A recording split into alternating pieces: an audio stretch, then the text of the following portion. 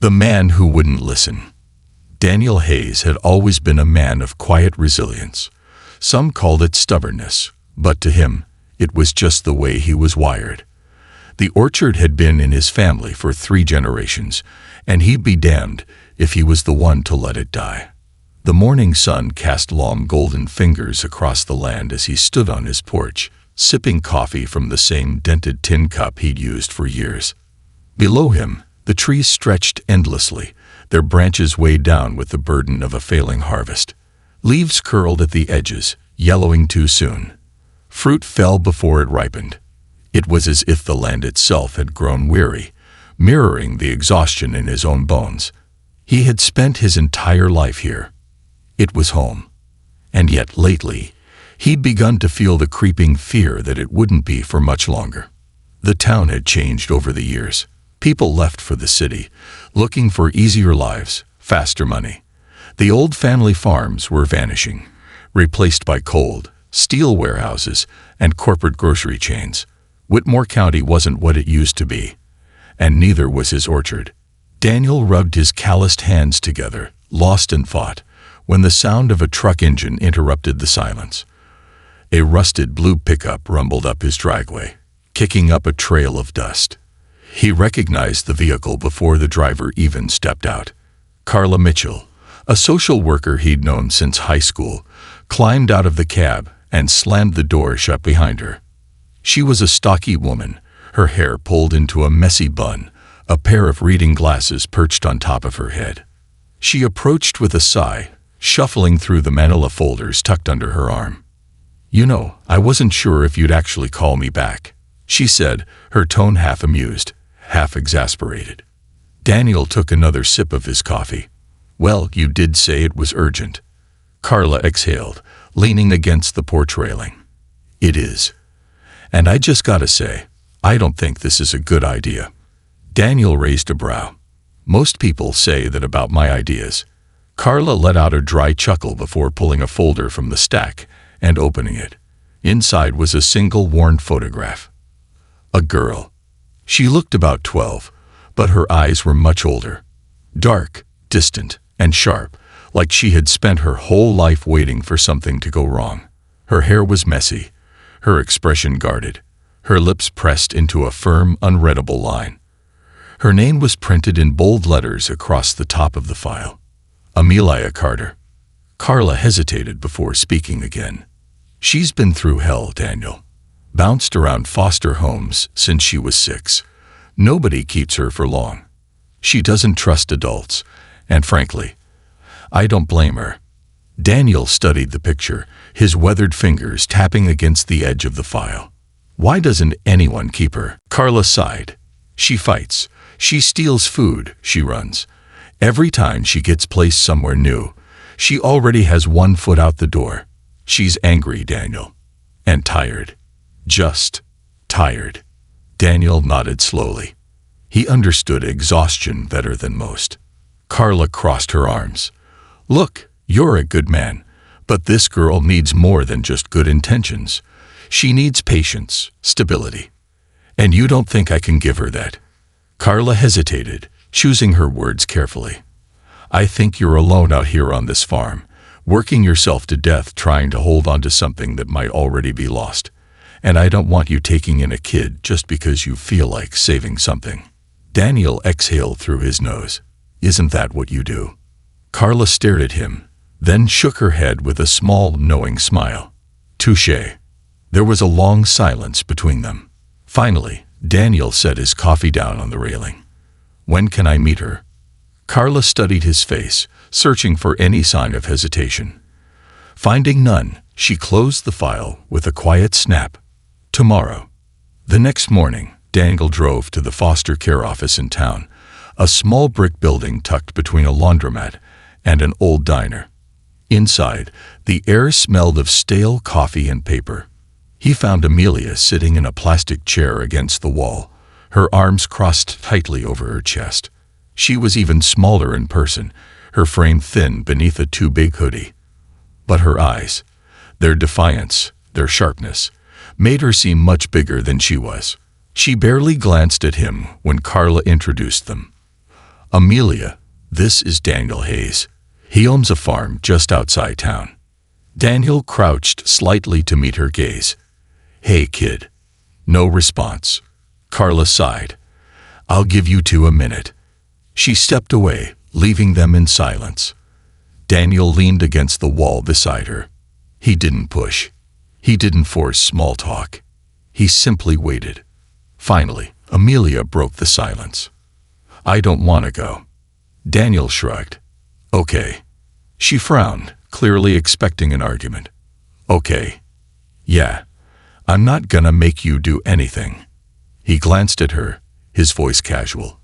"But I gotta ask, where are you gonna go instead?" Her lips pressed together. "Back to another foster home. Another family that won't keep you." She flinched but quickly masked it with a scowl. "I don't care." "Yeah, you do." She snapped her head toward him, glare sharp. "You don't know me." Daniel met her gaze steadily. "No. But I know what it's like to lose things."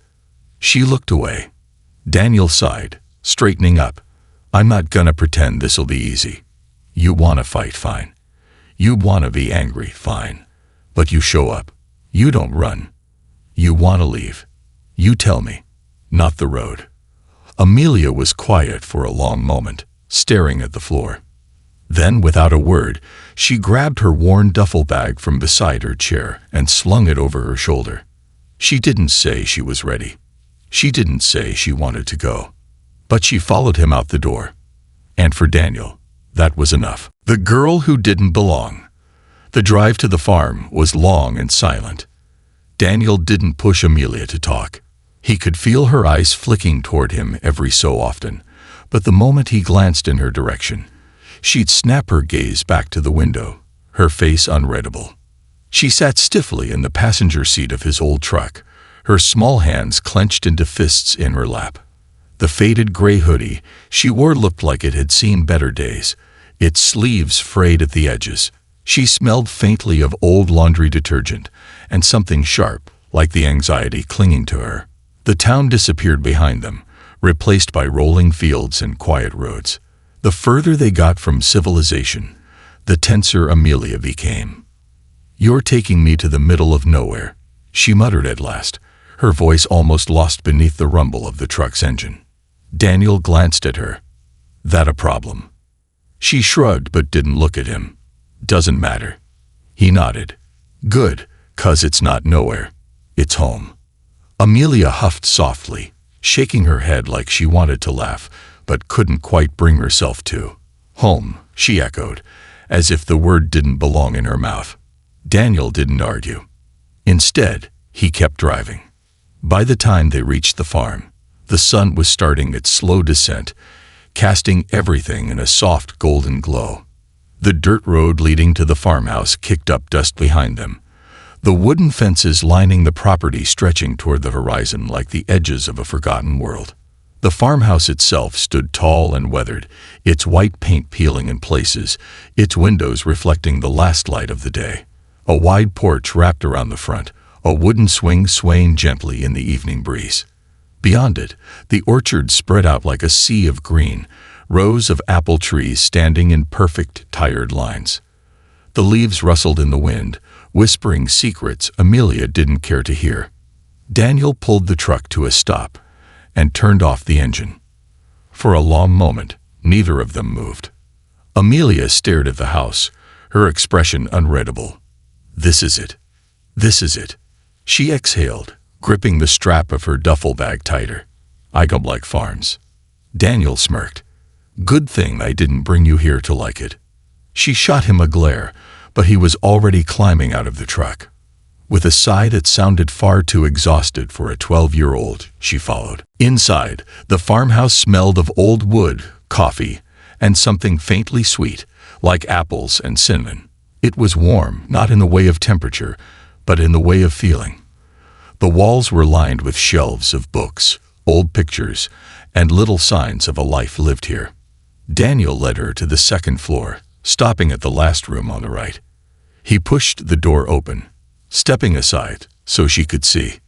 The room was small but comfortable.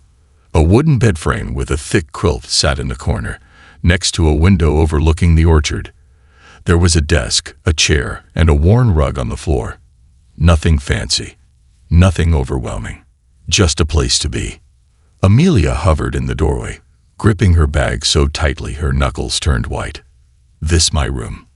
Yep. For now. Daniel hesitated. For as long as you want it to be. She didn't respond. Instead, she stepped inside and dropped her bag onto the bed. She ran a hand over the quilt, as if testing its reality. Then, without another word, she turned her back to him and sat on the edge of the bed, staring at the floor. Daniel watched her for a moment. He could feel the wall she'd built around herself, high, thick, and covered in barbed wire. He'd seen it before. He knew better than to try and climb it. "Dinner's at 6, he said instead, stepping back toward the door. "You don't have to come down if you don't want to, but I'll leave a plate for you." Amelia didn't look up. Daniel didn't push. He left the door open just a crack and walked away. Dinner was quiet.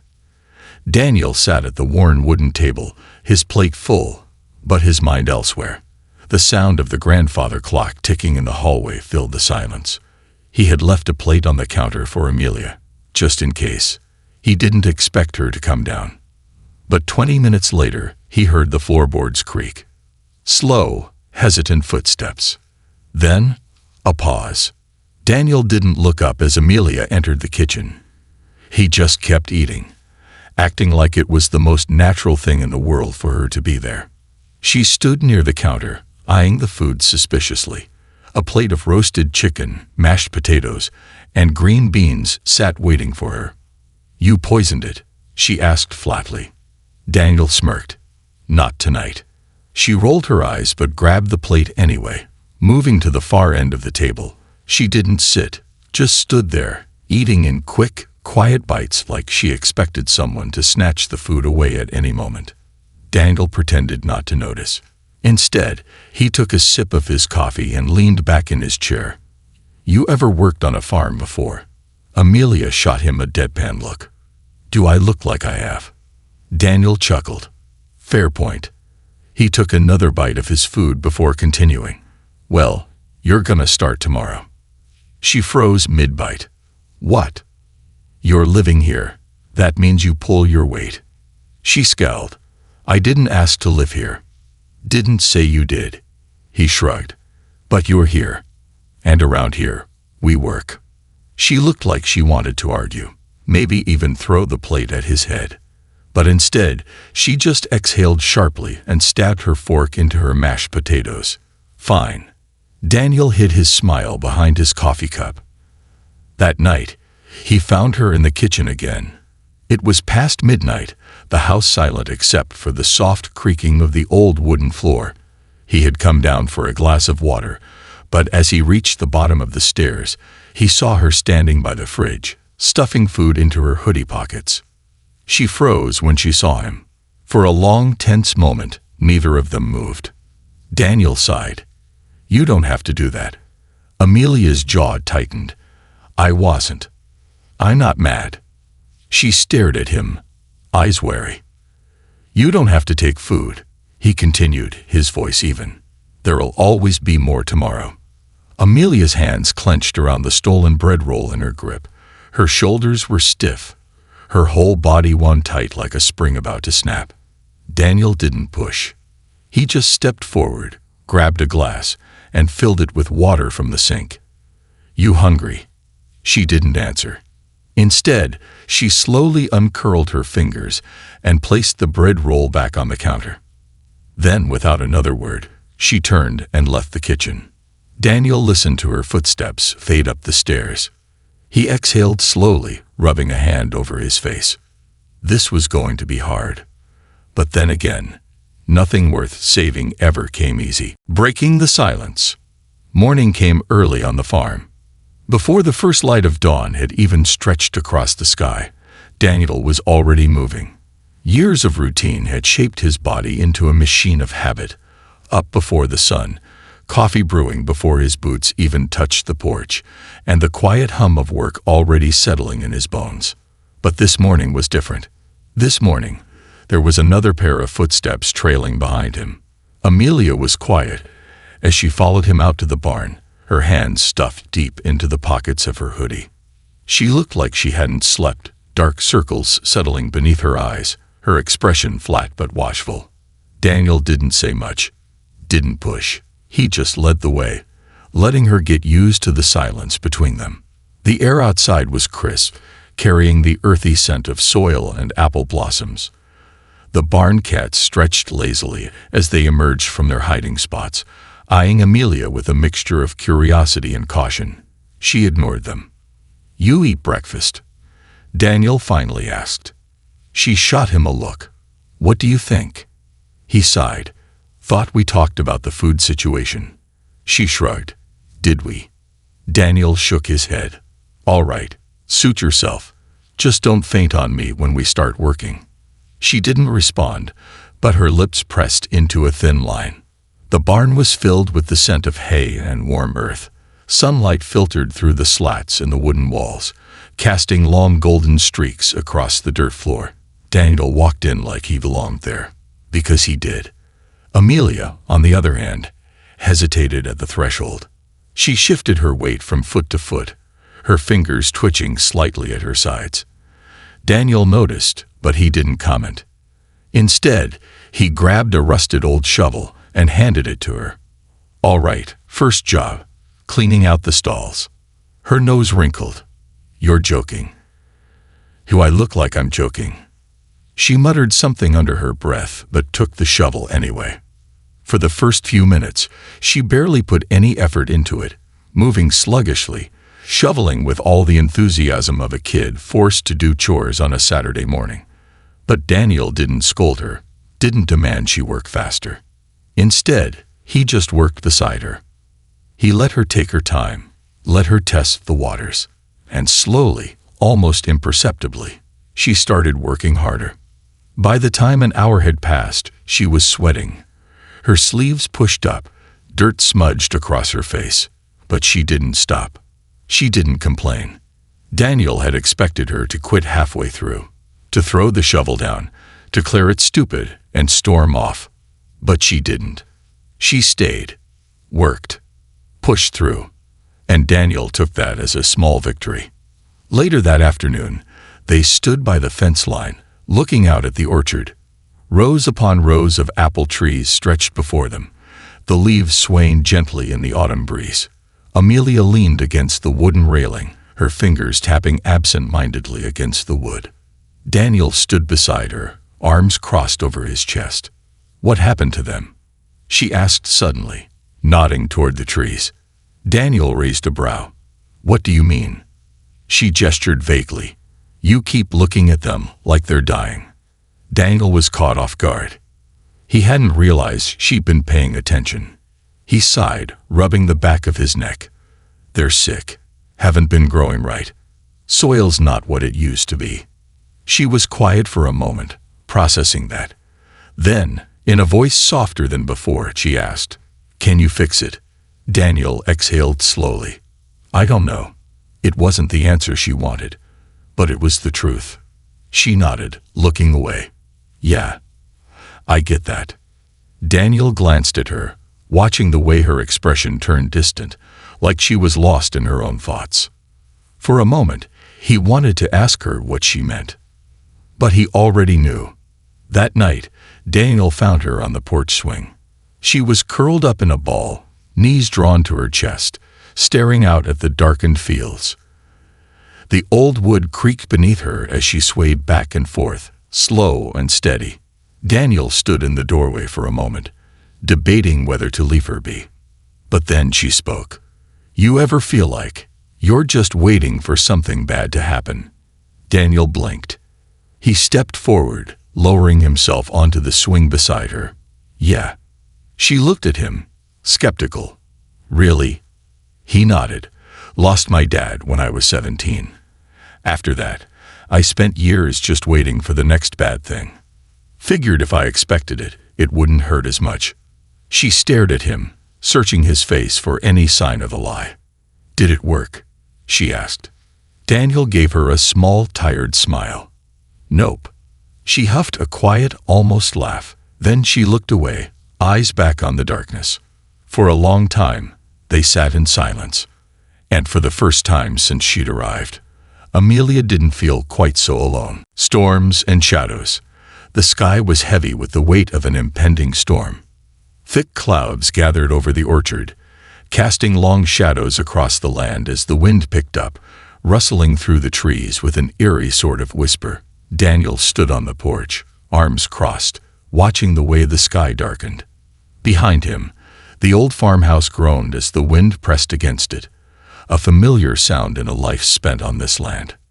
Amelia stood a few feet away, hands stuffed into the oversized hoodie she always wore. She was watching the horizon, her eyes sharp and distant. "You ever get tornadoes out here?" she asked suddenly. Daniel glanced at her. "Not often." She nodded, kicking at the wooden porch with the toe of her boot. "Had one once, back when I was little." Daniel waited, sensing there was more. She exhaled slowly. "It took our trailer. Me and my mom got out before it hit. But after that, we had nowhere to go. We slept in a shelter for weeks. Smelled like piss and wet carpet." Daniel's grip on the railing tightened. He could picture it too easily. The uncertainty, the fear, the way a kid would have felt watching everything she knew get torn apart. That must have been rough. Amelia scoffed. "What, you gonna tell me it built character?" Daniel gave a small shrug. "Nah, some things just suck, no lesson attached." She blinked at him, almost like she hadn't expected that answer. Then, before he could say more, a sharp gust of wind rattled the windows behind them. Amelia flinched, her shoulders tensing, but she covered it quickly. Daniel pretended not to notice. Inside, the storm hit in full force. Rain lashed against the windows, thick and unrelenting, while the wind howled through the trees like some restless spirit. The old house creaked, and the tin roof above them shuddered with every gust. Daniel moved through the house with ease, checking windows, tucking towels beneath the drafty doors. Amelia, however, was still. She sat on the couch, curled up into herself, watching the flickering light of the lantern on the table. The storm had knocked out the power an hour ago, leaving the house in near darkness. She wasn't scared. Not exactly. But something about the night pressed against her, familiar in a way she didn't like. Daniel sat across from her, sipping a cup of coffee, unfazed by the storm. "You ever fix up this place?" she asked suddenly. Daniel smirked. "You calling my house ugly?" She rolled her eyes. "No, I mean like, did you ever try to change things? New floors, new paint." Daniel glanced around the room. The same wooden walls, the same old furniture his parents had once owned, the same framed pictures gathering dust on the mantel. "Some things aren't meant to change," he said. "They just need to be taken care of." Amelia was quiet. Then, in a near whisper, she asked, "What if something's already broken?" Daniel set down his cup. "Depends. You talking about the house or something else?" Amelia looked away, eyes fixed on the rain streaking the glass. "I don't know." Daniel leaned forward, resting his forearms on his knees. "Look, kid, I don't believe in lost causes. You think this farm was perfect when my dad left it to me? Hell no. Took years to get it running again. Some things just take time." Amelia scoffed. "Yeah, well, people aren't farms." Daniel nodded slowly. "No, but people deserve the same patience." For a long moment, neither of them spoke. Then softly, Amelia said, "Nobody ever waited for me." Daniel's chest ached. "They should have," he said. The storm raged on late into the night. At some point, Amelia dozed off, curled into the corner of the couch, her breathing slow and steady. Daniel threw an old quilt over her before heading to bed himself, listening to the wind howl through the trees. By morning, the sky had cleared. Sunlight broke through the clouds, turning the rain-soaked land into something almost golden. The orchard glistened with drops of water, and birds had already begun to sing, as if the storm had never happened. Amelia stood on the porch, arms crossed, staring at the trees. Daniel stepped up beside her, coffee in hand. She didn't say anything at first, just took a deep breath, exhaling slowly. Then, after a long pause, she muttered, "You need help fixing the fence." Daniel hid his smile behind the rim of his cup. "Yeah, think I do." And for the first time since she'd arrived, Amelia stepped off the porch, willingly, without hesitation, and walked toward the orchard. Daniel followed. For the first time in a long time, things were starting to change. The ghosts of yesterday. The crisp morning air carried the scent of damp earth and ripe apples as Daniel and Amelia worked on repairing the storm-damaged fence. The old wooden posts had been weakened over time, and last night's storm had sent two of them toppling over, leaving a gaping hole along the edge of the orchard. Daniel lifted a heavy post onto his shoulder, grunting slightly. "You hold it steady, I'll hammer it in." Amelia took her place, pressing both hands against the post to keep it upright. She had thrown on an old jacket over her hoodie, the sleeves slightly too long, but she didn't complain. Daniel worked in silence, the sound of the hammer striking wood echoing through the trees. It was good, honest work, something steady, something real. Amelia didn't complain, didn't try to sneak off. She just did the job, the way she always did since she'd started helping around the farm. After a while, she wiped the sweat from her forehead and muttered, "So what happens to me if your farm dies?" Daniel stopped mid-swing, frowning slightly. "What do you mean?" She shrugged, looking away. "I mean, this place is dying, right? What if the orchard goes under? What happens to me then?" Daniel studied her for a moment. "That what's been eating at you?" She didn't answer, just scuffed the toe of her boot against the dirt. Daniel set the hammer down and leaned against the fence. "This farm's been through worse. Droughts, floods, debt, and now storms. But we're still here." Amelia scoffed. "That's not an answer." "All right then," he said, rubbing his chin thoughtfully. "Say the worst happens. Say the trees all die tomorrow. The land dries up, and I have to sell it all. You think I'm gonna send you packing?" She was silent. Daniel let out a breath. "Kid, you're not a business investment. You're family. And family doesn't get tossed out just because times get hard." Amelia's jaw tightened. "That's not how it's worked before." Daniel sighed. "I know. But that's not how it's gonna work now." Amelia studied him, like she was trying to figure out if she could believe him, if any of this could be real. Then she nodded, just a small, almost imperceptible motion, but it was enough. She went back to holding the post steady.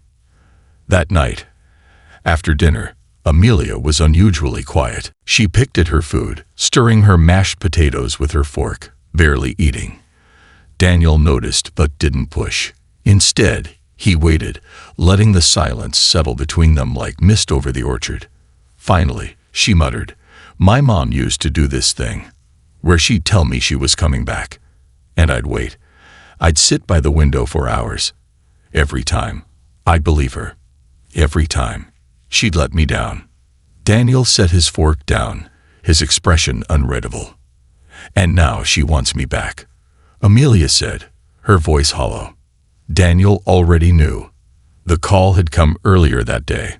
Social services had informed him that Amelia's biological mother was trying to petition for custody again. It had happened before, but this time, it seemed serious. "What do you want?" he asked carefully. Amelia let out a bitter laugh.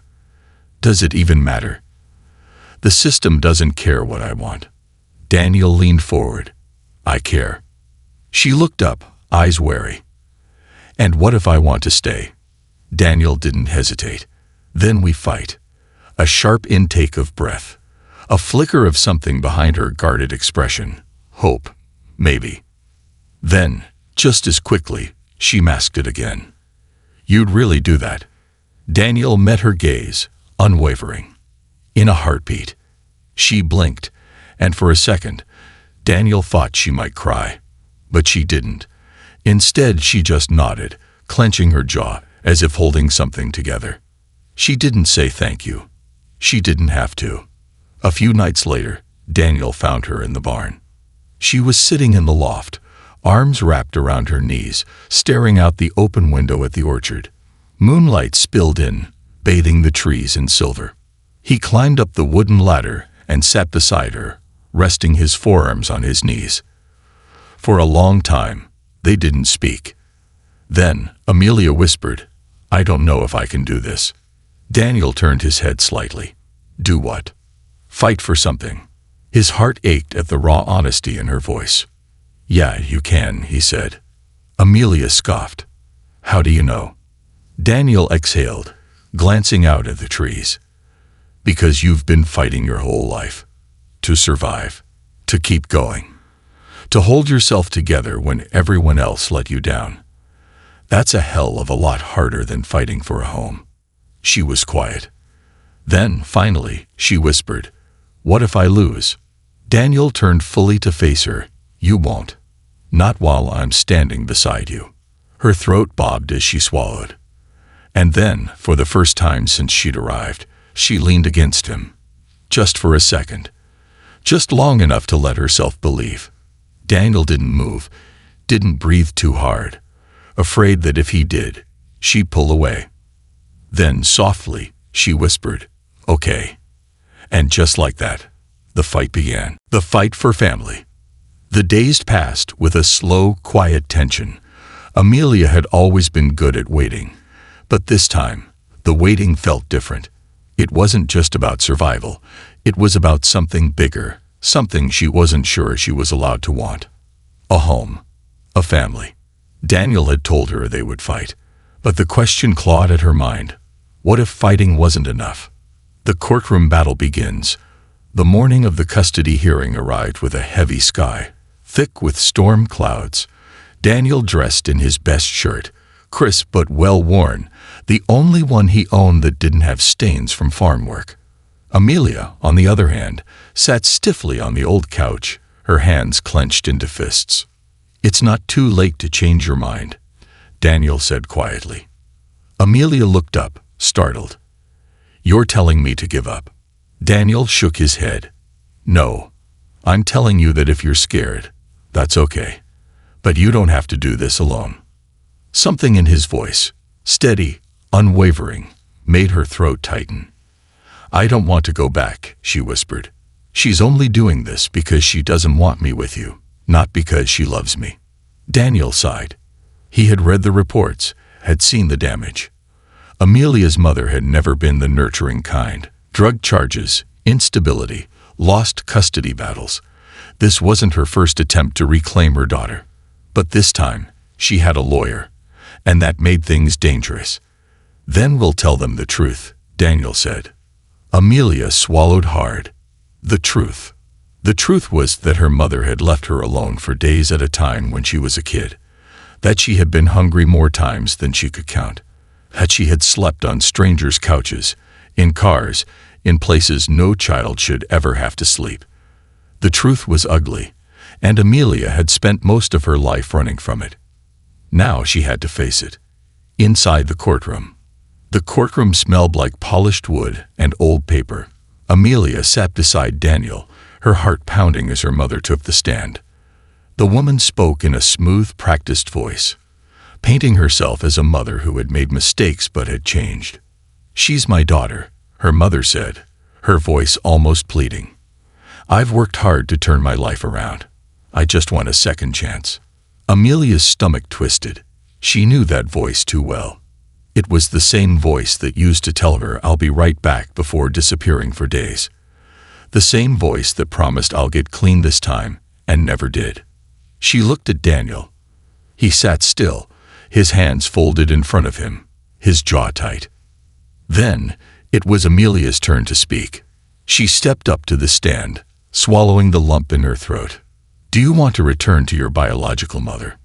the judge asked. Amelia hesitated. She could feel her mother's eyes on her, burning with silent warning. She took a breath. "No," she said. Her mother stiffened, but Amelia pushed forward, her voice shaking. "I don't want to go back. I don't trust her. She says she's changed, but I've heard that before. And every time, it was a lie." Her mother let out a sharp breath. "That's not fair." "You left me," Amelia said, her voice rising. "You left me hungry, scared, alone. You only want me back now because you don't want me with him." The courtroom fell into a tense silence. The judge leaned forward. "And what do you want, Amelia?" She turned to look at Daniel. He didn't say a word, didn't try to sway her. He just waited, letting her choose. Her voice was barely a whisper. "I want to stay." A decision that changed everything. Hours later, after endless deliberation, the judge delivered the verdict. Legal guardianship of Amelia Whitmore is granted to Daniel Cooper. The words didn't sink in at first. Amelia sat frozen, her breath caught in her throat. Her mother let out an angry, defeated sigh, shaking her head. "You'll regret this," she muttered, grabbing her purse and storming out of the courtroom. The gavel struck. The hearing was over. It was done. She wasn't going back. Daniel turned to her, his expression unreadable. "You okay?" Amelia exhaled shakily. Then, without thinking, she threw her arms around him, gripping his jacket like it was the only thing keeping her upright. "Thank you," she whispered, her voice breaking. Daniel hesitated, then wrapped his arms around her, holding her the way a father holds his child. "You don't have to thank me, kid," he murmured. "You're home now." A new beginning. The first morning back at the farm, Amelia woke up before sunrise. For the first time, she didn't wake up wondering where she'd go next. She walked to the kitchen, where Daniel was already making coffee. "Can I help?" she asked. Daniel raised an eyebrow. "You offering to cook?" She smirked. "Don't get your hopes up." He chuckled, handing her a mug. They stood in silence, watching the morning light spill over the orchard. After a long moment, Amelia whispered, "I've never had a home before." Daniel looked at her, his expression softening. "Well, you do now." And for the first time in her life, she believed it.